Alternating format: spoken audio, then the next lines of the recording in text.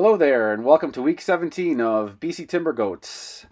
This was an exciting week for us because we moved the night corral, and what we started to do is feed the goats in the corral a little bit, and that's what I call thatching. By keeping the goats in the corral and feeding them hay or biomass, that concentrates them so that you really not only do you trample some of the woody forest fuels and debris, but you're also burying it. You're burying it with the hay. You're burying it with other biomass, and then the goats are getting on top of that and also adding their valuable urine and manure as nutrients. So we had the goats in the corral and keeping them in there at night and the odd day when I'd take off and fed them. So we've got a nice pad on our first corral, which you'll see, or in our first location, and then we expanded the corral, moved it to a new location, and have just put the goats in that and have started feeding hay. So here you have the goats in kind of the new location. And what I like about thatching in here is that you've got kind of bumpy and uneven terrain. And then by adding kind of a mulch pad in there, that's going to fill in some low-lying areas where there's potential for mosquito habitat. And hopefully they'll really take a number out of the ocean spray. So the size of this corral is probably 3/4 of an acre. And we could probably have an acre-sized corral at the moment.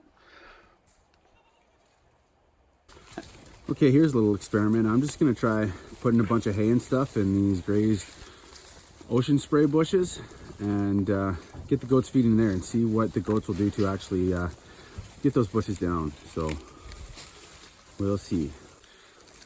And here's step 2. We got the bales placed in the ocean spray bushes. And now I'm just going to cut the strings and pull those out. And here you have the ocean spray bale feeder.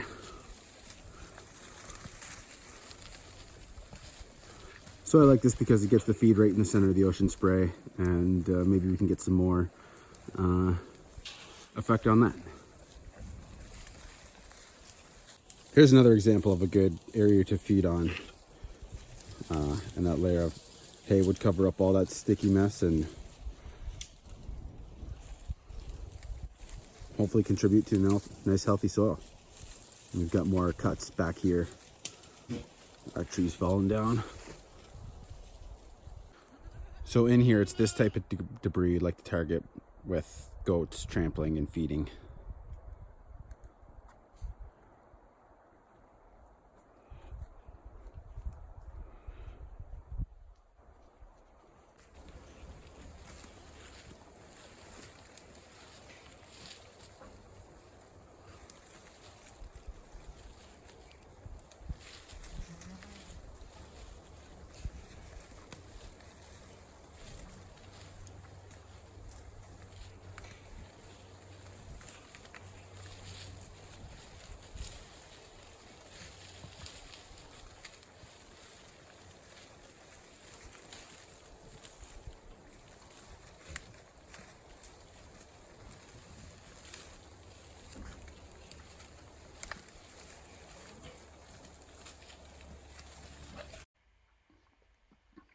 And here's just a little flight survey. So this is kind of the mulch pad, which we want to deliver by corralling the goats and feeding, whether, say, it's part of a fuel mitigation program where there's lots of tree limbs and things you can feed to the goats. That's really good because it's the same vegetation that's going back into the soil. So that tends to help feed the fungus that's already there, which is a big player in the soil.